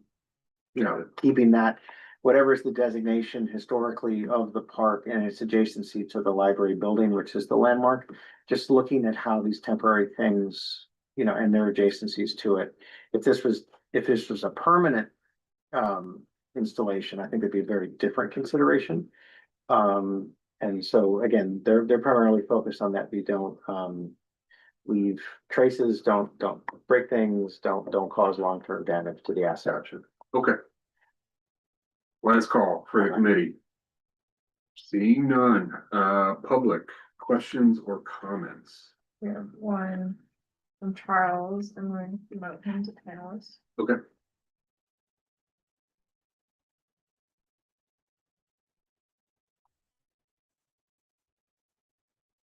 All right. Charles, you could unmute yourself? Yes, can you hear me? Yes. Thank you. My name's Charles Nye. I'm a blind member of the this district where I live. I wanted to know, would you be receptive to having an inclusivity committee of park goers at Bryant Park who are have all sorts of disabilities, as the Times Square Alliance have their own inclusivity committee that works on having a dialogue to help events in Times Square to be accessible. And I think it'd be really great if in this 10-year plan, maybe a inclusivity committee could be created for Bryant Park, so that you can get input from park goers with disabilities on how to improve accessibility. I was also wondering if it's possible, you mentioned about pathways and decking, if there's any way to have actual tactile feedback, such as guideways, so if someone has a cane, they can find their way around. I also want to thank you guys for helping me personally in the past with providing safety officers or employees to help me to different events, such as the ice bumper cars and things like that. I was just wondering if it's possible, especially for the Winter Village. I remember last time when I went there, you guys organized Urban Spaces to give me assistance, but unfortunately that assistance didn't work out so well. And I almost finished. I was going to say, with the movies, during the summertime, I was just wondering if you guys would be receptive to working with on the mayor's office for people with disabilities. They have a list of audio description services and companies that will provide audio description. I was thinking maybe if it was requested on by someone with a visual disability, I'm wondering if you would be receptive to providing live audio description as they do in Broadway theaters and in Central Park for Shakespeare in the Park. I'm just wondering to some of those movie screenings. And I just want to say again, thank you for the support you've given in the past. I'm hoping that we can go even more further with accessibility. And one last point, I was just going to say to the chairs, if just for members of the public like me, would it be possible to know which members are on which committee and who's there at the moment? Because I know some voices, but I don't know a lot of the new people and the names. And is this meeting being held in the board office, or is this in the Bryant Park Corporation office? Thank you. Absolutely. We are in the board office, Charles. And it's a joint meeting of the Parks Committee and the Landmarks Committee, and every member is a carryover member who is already on each of these committees. Okay, yes, Charles, we would be open to additional providing additional help for those who have hearing disabilities. We about 9 years ago added captions to the movies. So it seems like that would be a logical next step. Thank you, Charles. I appreciate it. Any other comments from the public members? Do you see anyone? I do not see anyone who is a public attendee. Okay. Business session. So just a reminder, moving to business session, only members of the committee will speak, unless there's a specific question, and then we'll recognize you from outside the chair. Well, thank you so much. First thoughts? No? So, while I understand the concerns with, the activations, I mean, we're in parks, we see it a lot and understand the usage frustrations. I do think at the end of the day, having a thriving park, it's more having a park that goes and is able to be used, like by example, I spent, you know, and maybe this is biased, but I spent Saturday in the park with my 2-year-old playing at one of the little side activations, like they said, that they built out, and he's playing with other children, and it was a wonderful day. And, you know, I have there's 2 spaces you can kind of do that in New York, right? Like in this district, like Madison Square Park and Bryant Park. The rest of the stuff really isn't like there might be another playground I'm not aware of off the top of my head in our district, but like that's it. What's the space and stuff like that. When it comes to the finances, it's all in line. And what I was trying to ask them, I wish we didn't act like it was some state secret. Like we can literally see how much Bank of America pays them for the Winter Park. It's in a report every year, June 30th, all around August. KPMG comes out with a report. If you have a question on any of the numbers, it's right here. And Yeah. that was why I was asking. I wasn't asking because I had great doubt, but it's like the operation of the park, park costs about 25 million a year to run. They've been running a little bit of a surplus over the last couple of years. They're going to have a problem, or there's a potential problem with one of their income sources, about $1.2 million a year in the restaurant space that they've been getting from ARC before. I don't know what's happening that. I'm not gonna say it, but they planned, there's money in the bank as far as I know, they might have ran through the 4 Well, million. just to focus the conversation just a little bit, just to, I think the resolution is whether or not we want to approve as a committee the 10-year plan for Correct. seasonal These plan. being the And so, primary uses. So I think whatever comments we have should be in, Sure. I approve. I know, or agree, don't. Oh, yeah, I'll focus on. I agree with it because at the end of the day, this is what it takes to run the park. They give the amenities the park has, right? Like at the end of the day, it's not taken from the taxpayer. This is where they get their money. And I think what I would ask going forward is more, when we talk about transparency, don't act like they're state secrets. We know the numbers. The numbers are right here. So when we ask, just kind of do it. And then the second thing I would ask though, is if there are activations, like I understand the parks only ask for 30 days, but as a good partner, like Libby brought up, look, you're not going to spend $3 million and make a 30-day decision. You guys are in those conversations beforehand. When it comes up, just bring it before the committee before that, because otherwise, if you're saying, well, you only have to do parks 30 days, that's right, you only have to, but you guys as a conservatory have the right to, say, hey, we really want the community board in this. We would like you to put in like an application 60 days before. Just because the parks only require 30 days doesn't mean you guys have to require the bare minimum. That's the bare minimum. I think where the transparency comes in, and what I'd ask for is probably more of a process to have transparency, because like I'm saying, and what I'm trying to bring up is these aren't state secrets, but if you want a 10-year lease, this is really important, because otherwise very fair questions David asked come up and it becomes a problem to the actual operation and some of the valid concerns about maybe this is too much usage. Others? Or Well, I'm on the landmarks committee and I don't think that anything that they do has any bearing on the landmark or detracts from the landmark. I think they're extremely good stewards of the park.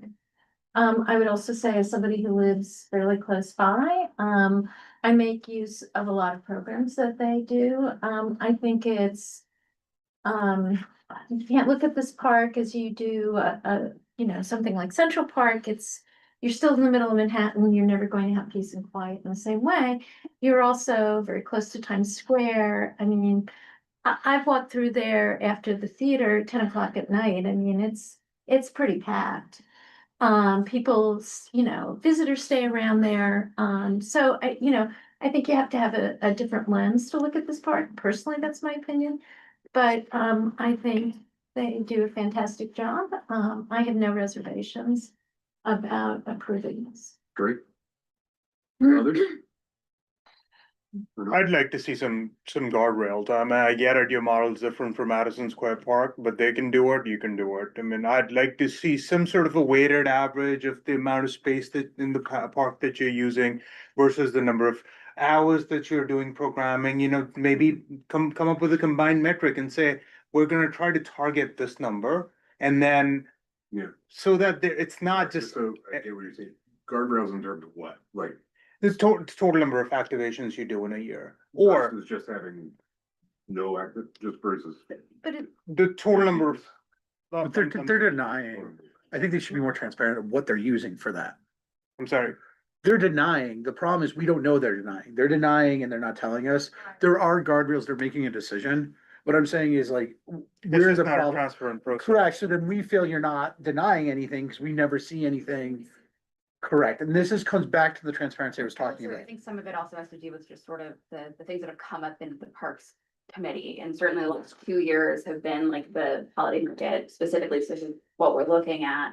Has really grown in its footprint, especially in the 40th Street and sort of that congestion. It's a long period of time during which the holiday market takes up the park, which I understand. It's you're making $11 million off of the Winter Village, which is great. I mean, that's needed money, but at the same time, the footprint just seems to be growing every year. Yeah, And but effectively, there's no reason there couldn't be more disclosure. yeah, right. Yeah. John. Yeah, hope you don't, well, I'll try to turn it into a comment, still in kind of a question. I'm hearing everybody talk here and I'm sort of having a slight rethink. Where is this resolution or letter going? It ends up getting. It's unclear to me. landmarks. Drive, Yeah. the nature of our Yeah. conversation tonight, It like to know that. landmarks. we're sending this to To LPC. LPC and no one else. It'll go, well, Is it going to parks? It'll be, it'll be sent to LPC for purposes of their Yeah. application. When they go to the But And then when they We'll come be back for saying each, we approve each or of the deny hidden it. programming, But that will goes LPC? comes, and then it goes to the first. Hold on one second.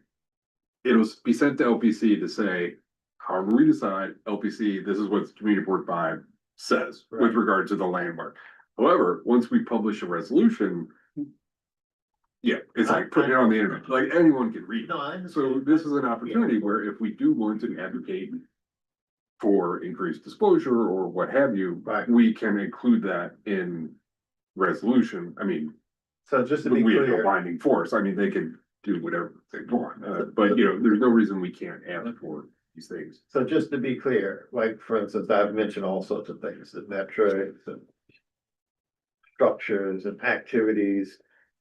You're advising that because there's a broader audience, even though we are doing a deny or approval to LPC, you're advising that we should include all these things else in that note to LPC.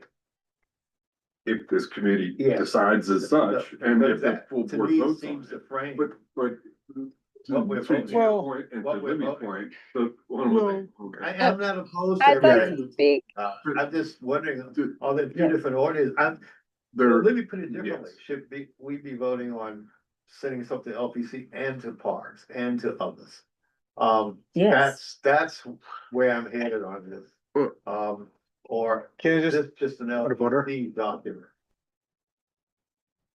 I just want to reframe your question into a question. Okay. So it is my understanding, please correct me if I'm wrong. Question frame, that this is for their application for landmarks Correct. to have the right in its tenure. But the situation is because they're asking for us to give guidance to landmarks, we can address other issues that generally affect parks and not only landmarks, but parks and public spaces as well. So we're using the joint session to kind of list out what are the things we would want to make sure that we have our approval so they can get landmarks, not off their case, but get the permit where they no longer have to go to landmarks LPC anymore. It's a LPC 10-year will lease. Ignore everything else. Yeah, once they get the 10-year lease, it doesn't matter. Decide who else this is going to. But this is still an ask, and that's why landmarks asks us. Is that correct? Yes, think of it like this. We can write the resolution, and say whatever we want. So Yeah, we can sure. include in the whereas clauses Yeah, as have, Yeah, look at been my reviewed in books, we would love to see more disclosure, we would love to, this, and the other, however, it's all. The landmark, the parks, Bryant Park Corporation has been a great steward of the, so on and so forth, however we wanted to write it. But if we did want to include a whereas clause saying, we would love to see all this other data on such and such and such and such. Sure, like what, there's no reason we couldn't include those things. I don't see any reason it conflicts. Unless somebody wants to tell me I'm wrong, which I see Todd has his hand raised, he might do that. Todd, do you have a question? I have my hand, don't I have my hand raised? Okay. I think we're still in the port of order. Wait, let Catherine can go first, then I'll go. All right, then we're out of the port of order. Okay, so I just wanted to say, are we in a point of order or can I? No, we're out, we're just redefining. Okay. What we're talking So about. what I wanted to comment on is one that, this is a great example of what it means to be a public-private partnership. And the tension that we feel with wanting to ask about what kind of deal you have with this partner and that partner versus what kind of arrangement you have with the city is, something to take a closer look at. But for landmarks, I do want to use the situation with the fire as a way to talk about preserving the structural integrity of a public space that is dear to the city of New York, that wants to, I want to sit and have movies. I go to yoga in my past pre-injury days, so we all agree about that. And I also want to say that their agreement from 2018 that's getting reimagined is primarily sitting with Parks as the administrator for the city of this, of this agreement. And so my question is, I think, one, can we ask for governance that allows for CB5 participation in the more detailed process? I don't know if we have a member who sits on their board or sits as a public member of their board that also calls for just plain old public input on their website. Like they should allow the public to inform them about,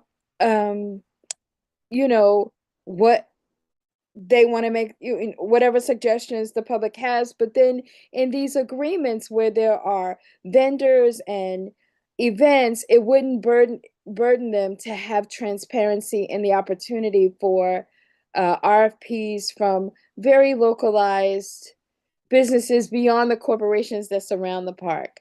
That it is a local park, and so it should have a lot of localized input, even though it sits in the heart of Midtown. So I just wanted to, the structural integrity of what's happening, both the crowds and what they build and take down. I still go back to, is there still a reservoir space underneath? Could we build some underground?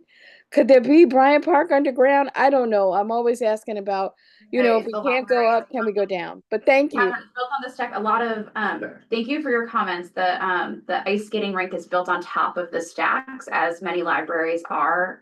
They tend to go down and underground, which is a neat feature of libraries. And that's where the ice rink is on top of.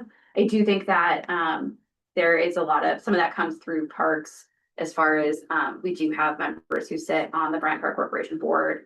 As far as public input, I do think, speaking to John's point, this is going to landmarks, and I think it's really important that we look at it through a landmarks lens, though I do think that the commercialization of the space that is, a landmark space is certainly a question that I think we can address through that lens, not having the exact landmarking physical impact on the structure.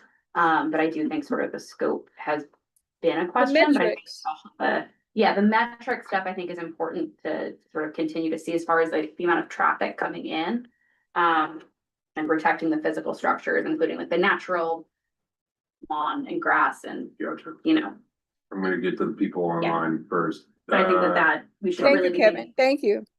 plans. Thanks, Say us Catherine. first, Chair, but- Thanks, Catherine. Todd, did you still have, I see your hand went down. Did Yeah. you still have? Thanks, guys. So again, I do think that, insofar as the Parks Committee is part of this joint session, me personally, I would vote to approve it. Based on what I heard, it's a logical extension of everything they've done the last 10 years. However, I do believe that my question, which pertained to their philosophy and long-term planning, and as has been noted, their resistance and increasing imperiousness of answering our questions about the finances and about their philosophy is a concern. And the things that I mentioned, which looking back over my service on parks and public spaces, I do think that we should mention that we would like to see their operation of the park take those things into account.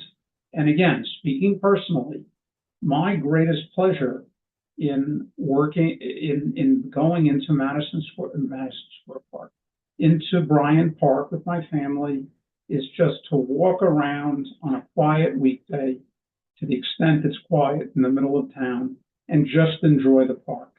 And in the same way, we've been very successful with Madison Square Park.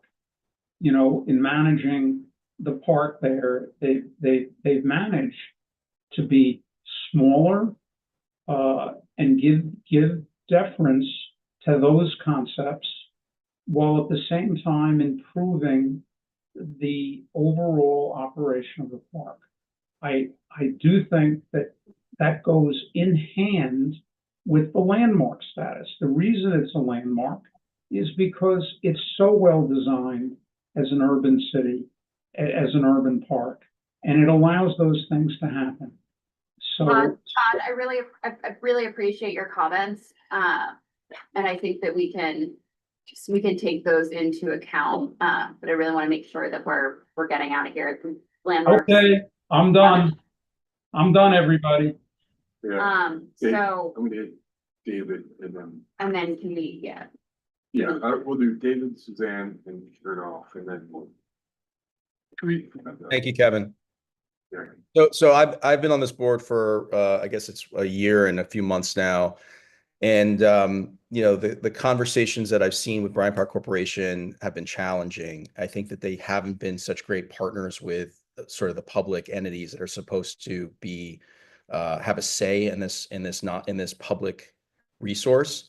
You know, to the point about this being just focused on landmarks, while I understand that, I think that there's not many opportunities we have here to rein in some of these excesses. And I think that this is an opportunity to provide some sunlight to how these folks operate the park. So my opinion here is that we deny unless these few things. Data points on the activations, and we set some maximum activations. There's some sort of compensation review to make sure that the executive doesn't make 4 times the mayor's salary, which he does right now. More public input on events with heads up to CB5. And then I want a conflicts review with the for-profit entity that a lot of folks that are members of, that are employees of this corporation. So I'm denying unless those things are there. In no scenario am I approving this application. Thank you. Great. I would agree with David, and just based on what Todd had to say and this input with the Parks Group, this is a scenic landmark. I love the programming that they do. I think it's a scenic landmark, which is what is under our purview, which is what landmarks will be looking at, in addition to the questions that I wouldn't even have occurred to me to have asked, that David has asked, is that we are supposed to protect this as a scenic landmark. And I think that while the programming is terrific, I think that it is an excess to securing, no matter what they do, the decks they put in, et cetera, and so forth and so on. I think that it is being used as an event space for a nonprofit in a profitable way in the center of the universe, which is Times Square. So I understand as a marketer why you would use this area and activate it in the manner that they have. But as a steward, and I love the programming that you do, but as a steward, as a New Yorker, it's my park. I sit on this committee. It's a scenic landmark. And it's in excess of protecting a park, named after a poet, by the way. So we don't see any of that. I think pulling back, you can say that all of these events are protecting the park, a safety measure. I don't get that. I understand the carousel, toys, all that kind of stuff. It's all great. It's too much. We know. That is my opinion, and I would second David's vote. I was just going to say that my initial comments would have been that, just sending this letter to LPC would have ruled it out of scope, but I love this approach. I think we should go with the scenic landmark approach and then everything that goes with it. Gotcha. Barbara. Yeah, I don't agree. I don't think that in terms of the lens of the landmark, that it affects the landmark in any negative way. I also don't think that, particularly as, I'm not gonna talk about the parks lens because I'm no longer on that committee, but I don't think we have any jurisdiction over their financial model and what they pay their CEOs. So I certainly, if there was language included in the resolution, I would not agree to that. I think that's a good drawing. Yeah, I mean, it's really not a very basis.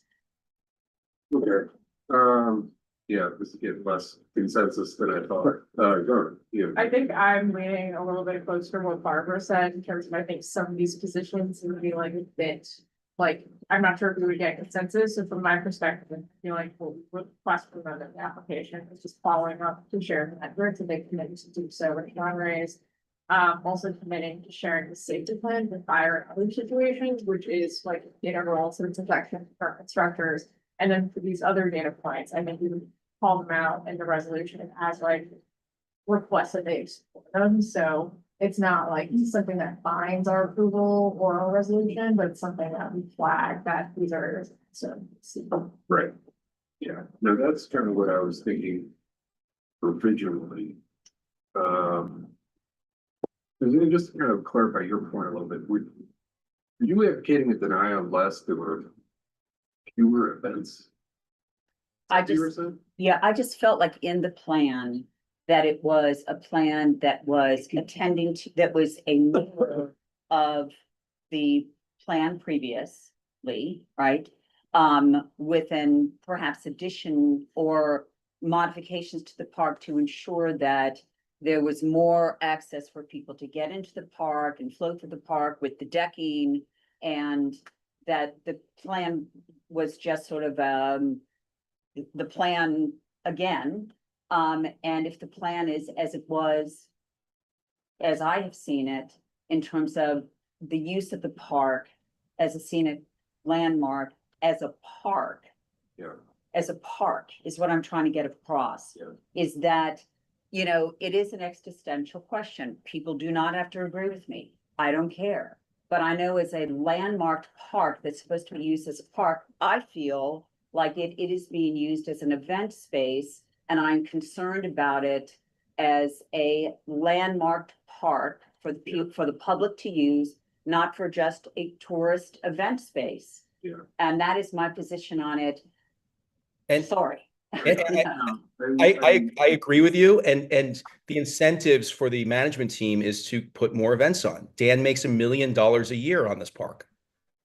So Right, a little bit. If everyone could just wait to be recognized by the chairs, that would be great, as we try to get to some sort of consensus here. Did I make myself clear? Yes. Okay.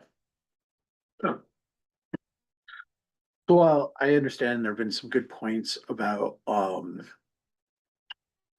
concerns about this. I'm going to, I more aligned with where David was thinking, except with conditions. Excuse me.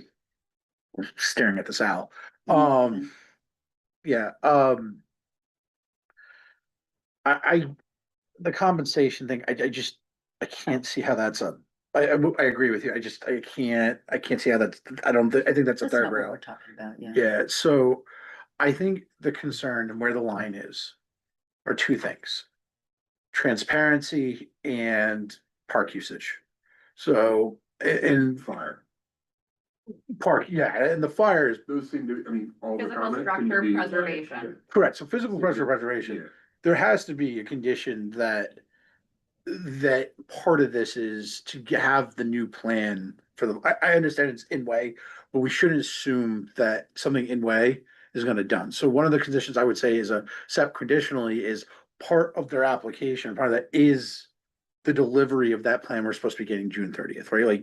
Like, this can't, if there's no fire plan, then that's a fundamental problem with the landmark itself. I think everyone agree with that. Yeah. I would say too is, I think there's a transparency issue with the activations.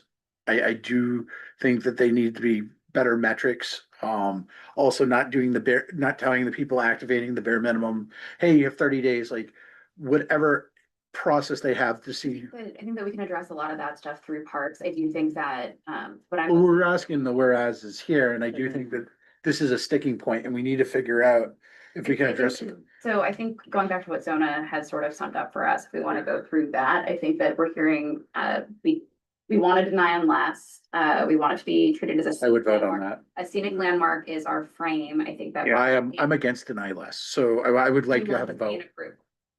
Yeah. approve the conditions. Look, I'll give you what I'm kind of going through. I kind of agree with. Tom. Yeah, if we can- My fear about the deny unless, just mechanically, is that we've got a lot of unlesses. Like, David wants to talk about the financials and then you're concerned about the events, and then we've also got the philosophy of what's allowed, and then the fire I'm not plan. concerned about the events. I'm concerned about park use, Use. the excessive use of park. Yeah, I'm trying to Like boil that over into. tourism, but Just a little been over, over and local, just the overall, yeah, local visitation. of a landmark that's a Yeah. park. Especially in light of the new use of the neighborhood, the new residents that are gonna be moving in with the rezoning. And we're looking to set, and just to say, like, I think the acceptance with options, a denial is kind of, from my view, adversarial. And I think our problem is we don't feel we're coordinating enough with the Bryant Park Group. I do think that when we keep saying the word transparency, what does transparency mean? We don't know what you're doing. We don't feel we don't enough. We're probably not having input. Here is our chance. Here's our chance to say, like, let's set up, this is what we're looking for, though, it is. Yeah, I think I kind of forget who said it now, but I think from the point of view of this going to landmarks, it could be a straight approval in the sense that they have been a good steward, even from the point of view of it being a scenic landmark. It's a little bit of judgment call, like how much is too much or Right. too little. But then we also have an opportunity to make a statement, and so that statement will be read by more than just the Landmarks Preservation Commission. And so to the extent that rather than having three different unlesses to a deny unless clause, we can approve it and say we approve it from the point of view of the landmark. However, these are all the concerns that we have as members of the community board. I think we still. That they don't have to act on. Yeah, I mean, I do think that we have concerns. I'm hearing pretty universally that we have concerns about the level and scope, and sort of balancing, as we do a lot on this committee and board, the need for sort of the financial, elements of it and park upkeep with, the very thing that keeps the park alive and funded is also sometimes has a deleterious effect because it's a little bit beyond its scope. And so I hear that as sort of like deny, like with concerns about that piece of it from the landmark perspective as a scenic landmark, which is the framework. It's not necessarily like a building and the historic fabric, it's the scenic piece of it. I do think that outside of the scope is the financial pieces of it. I'm not entirely sure how to work that in or if that comes out of a different type of conversation, which we can also have offline. I know David is very eager about some of that stuff, but I think that speaking to that and then speaking to like the fire safety plan is sort of the like, here are our serious concerns, but like, yes, with these concerns of please do these things. But I think the scenic landmark is, I really like that framework. It's really sort of And a it- unifier that I. And it I is. also, a I want scenic a landmark. point of That order. is I what it just, is. Yeah. park scenic landmark for New York. Yes. Catherine? It's I like putting a also- scaffolding I and a get- landmark, you know, if you're constantly having events in the space and people can't even see the green. Catherine? Agreed. Yeah, I just want to continue to push that, at least from a parks perspective, like I believe in the metrics. I think the metrics will lead to more conversation. The request for metrics, they're not providing enough data to make for us to know. But the other part of this, I want people to feel like we have a role in the stewardship that's different from the role that Parks has. And so Bryant Park Alliance is on the hook with the Department of Parks. We take our direction in parks on CB5 from Parks, never directly from Bryant Park. So I think people understanding the structure would help. That's why I keep saying, I just want us to understand the structure, that the Department of Parks is we have it. Yeah. This Uh-huh. goes to the agreement with the Parks Department is separate. Separate lease. Corporation because of how it was developed as a public-private partnership in 1980 by Dan. No, I'm talking about their 2018 agreement that's going to be renewed with this vision.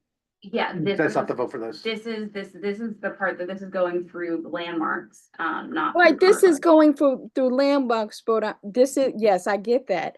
But what I'm trying to clarify, and correct me if I'm wrong, I'm trying to clarify how Bryant Parks operates and their approval process and their decision-making process. Not that landmarks or parks doesn't have a say, not that we don't have our advisory role, but I guess, so for example, and I'll just be quick, when I'm hearing an activation and I don't have numbers, I rest in the fact that our decision is our decision without those numbers, because Parks has those numbers with Bryant Park.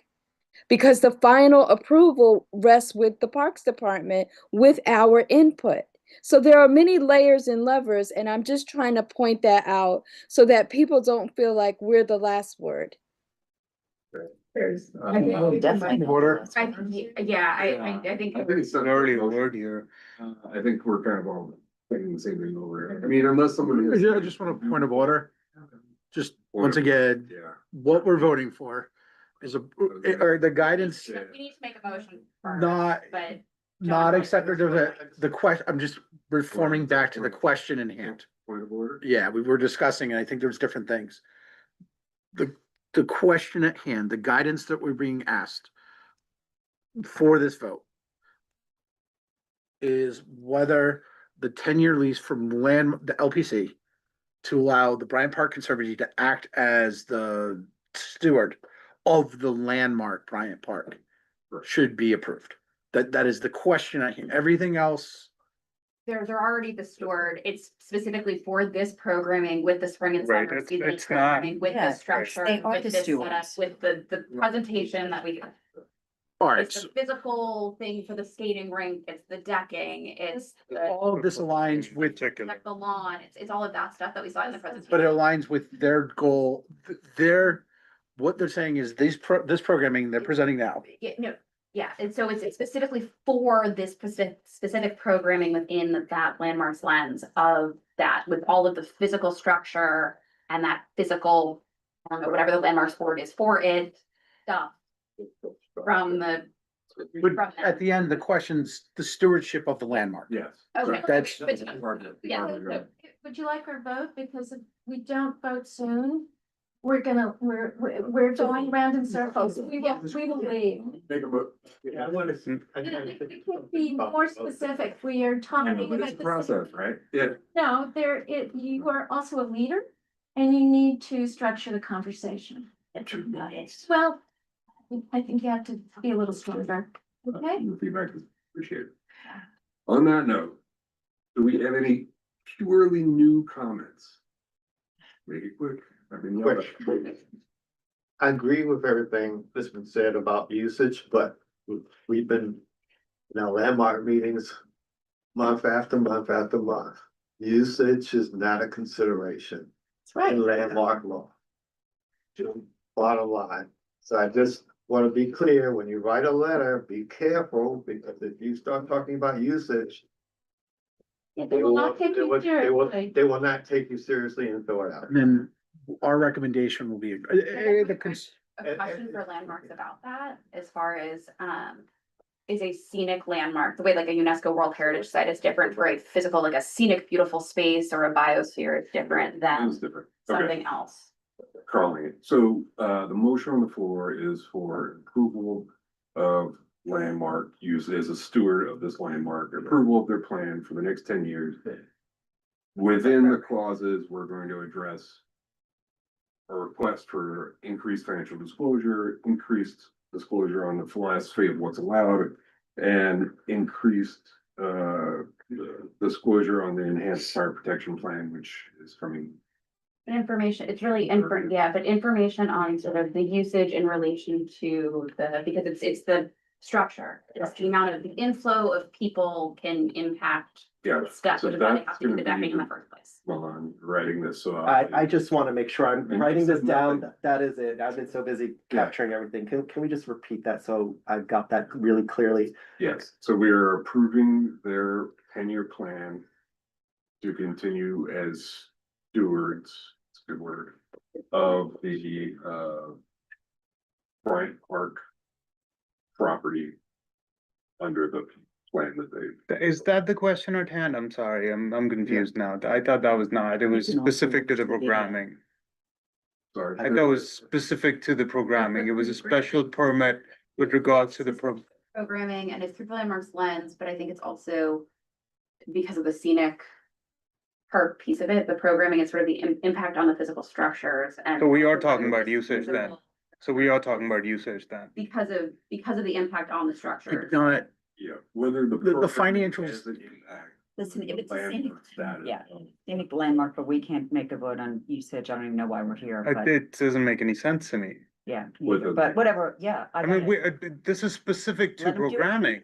Let them, Well, I think it's also, let them do what they want I to do think anyway. hypothetically, I think it also has to do with like, Damage is is the this, structure it's using. yeah. But whether you have a party there or whether you have a, and it's not about how But much I don't- money, I don't $1 million, agree. $0. It's about, hey, that's a, Okay. if they put up like a big, Let's get back to what we're actually putting in this Yes. resolution. It is, I think we all appreciate the stewardship of Bryant Park Corporation. It is a yes with these concerns that we have.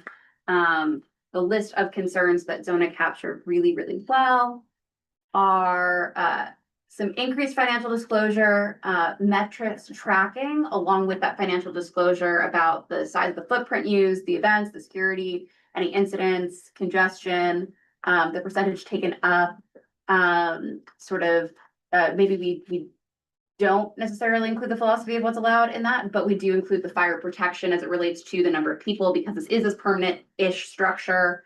They're coming back, they're gonna keep coming back with these metrics, which we like. We love talking to you guys all the time. We've requested that Dan Peterman also come and talk to us. Agreed to, more avenues for accessibility, and some more public input on this programming, the structure, maybe the impact that it has. But really, I think that those are sort of the three big ones are the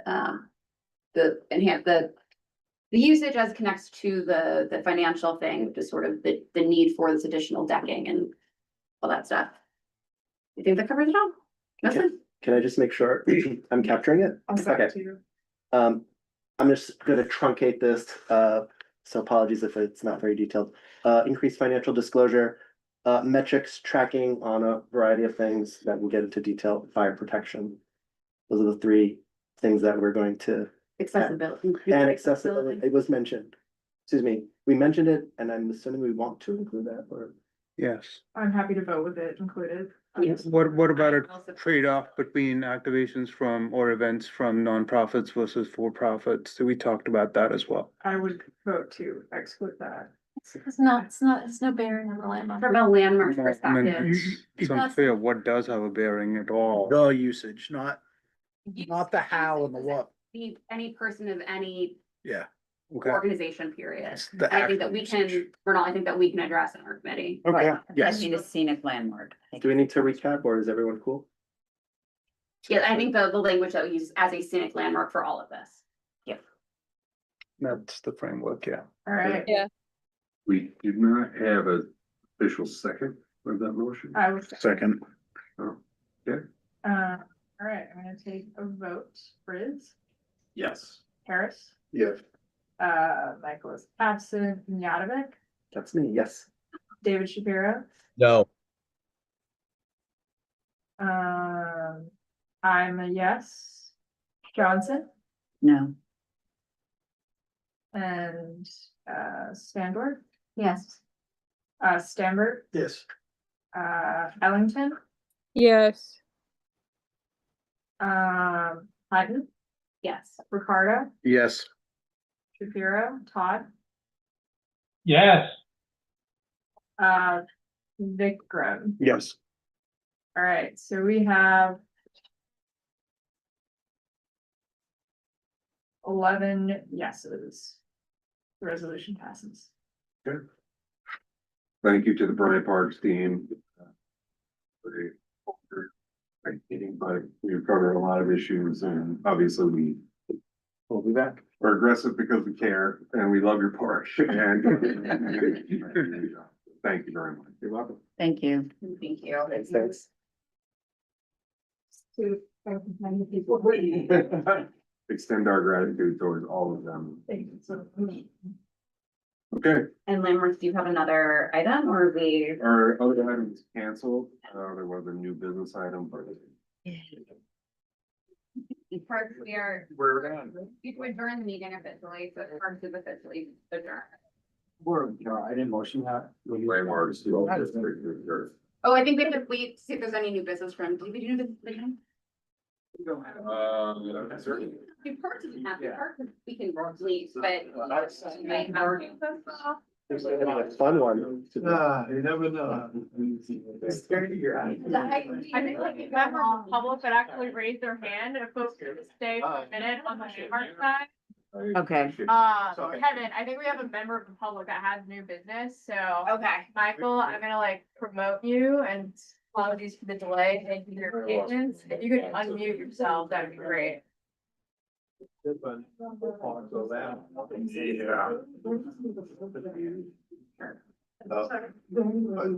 Michael, can you unmute yourself? Okay, so part of the. Michael, can you hear us? Might need to unmute yourself.